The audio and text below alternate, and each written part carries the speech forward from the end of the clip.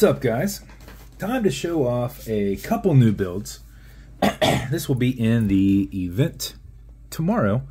This is has a couple new things going on with it that I have not done before. My buddy Jonathan Gillespie showed me how to age stainless steel. So we took a polished 150. We aged the case. This new style bezel I had not done yet. The crown, the case back, and the buckle on it. And then I sanded it to kind of give it a milled look to it. But that's just me making it look like that. Did a titanium Hammerhead dial. Very cool looking dial, so it kind of dissipates the look, but a cool bluish purple look to it. It's very dark, straight on, and then when you get it in the light, it has a nice pop of blue. With a matching minute insert. That's that bezel I was referencing, new style bezel. Did a set of Vostok 24 silver hands. Okay, Google, volume down.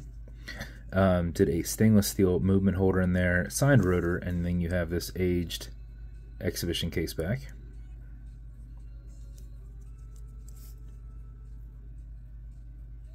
And then this is on one of Jonathan's wristband straps. Done in blue, black keeper, and then you have your aged preview buckle here. And that is the build. Bezel on this will turn left, it'll turn right. It actually stays pretty tight with the tension ring that's on this bezel. Automatic mechanical, so you can wind it where it put it in a watch winder, but if it's dead or you're not going to be very active, make sure you wind it just a little bit. And how you do that is you back the crown off the threads until you hear it and feel it clicking. At that point you can wind, and a wind is a turn away from you.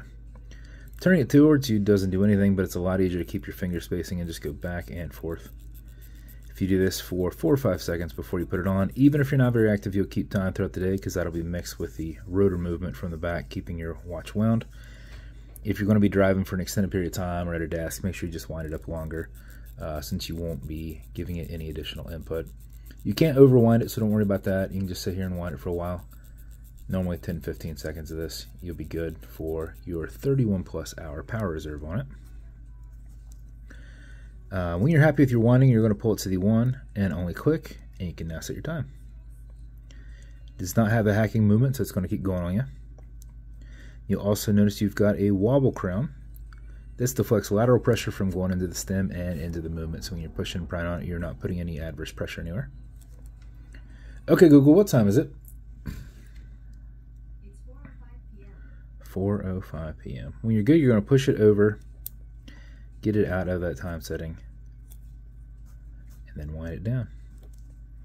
And that is the build. As with every build, you're going to get matching beads. Wife was able to do some very close beads there. Also, this was drilled out and then backside loomed. So if you look at the dial, each pip is completely drilled through, technically lasered through, and then I loom it from the backside. So your loom is down inside there.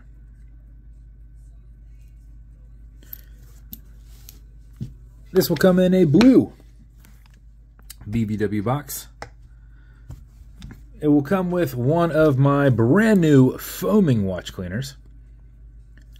Non-toxic, non-streaking.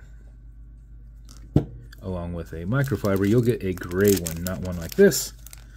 But I do have maybe one of these left, so you could get one of these. It's also going to come with leather conditioner. This is good on I say all. Good on all leather straps, but in particular this leather strap. This will keep it perfectly soft and pliable. If you ever feel that it's not, apply it on the front and back. Rub it in using a rag, just something different than a microfiber. Let it soak, and it will go back to being super pliable. So generally you do it on the inside. That's where it's touching your skin. And then lastly, you're going to get some fine scratch remover. This is Novus 2 from Amazon, just repackaged. It's like Polywatch, and it's for your acrylic glass because you can scratch it. But if you do, no big deal. Put a tiny bit of this on it, and buff against it, filling that scratch using your included microfiber. If the scratch is up and down, go left and right, filling that scratch, buff it and haze it, and polish it off, and it should be gone. If not, let it solidify and come back and visit again. If you scratch the case, it's kind of in that state of distress, so cool, it should be fine. But yeah, I used some stainless steel ager on it, and makes it pretty dark, and then I just sanded it down to where it's just distressed.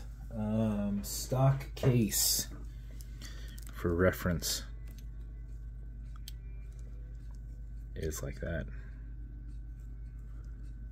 So getting away from that, these come with lots of tiny micro scratches in them anyway, so they're a pain unless you have a Cape Cod, and even then it's not necessarily that much better, but it looks pretty decent on my phone. But a lot of times you go to take some pictures and you have little lines everywhere, and you're like, oh great, good times. That's why I normally Cerakote these or bead blast them and work with brushed cases. But first case that's stainless steel distressed and with that bezel.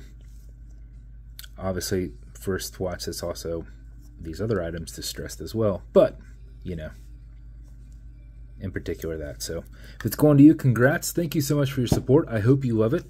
Titanium dial, titanium insert. Looks really good. Nice distressed, but with a good pop of color whenever you get it in the light. So if you want me to build you something custom and unique, reach out. I'll see what I can do. And if you want to continue to see videos like this, like and subscribe, as I put them up all the time. Thanks, guys.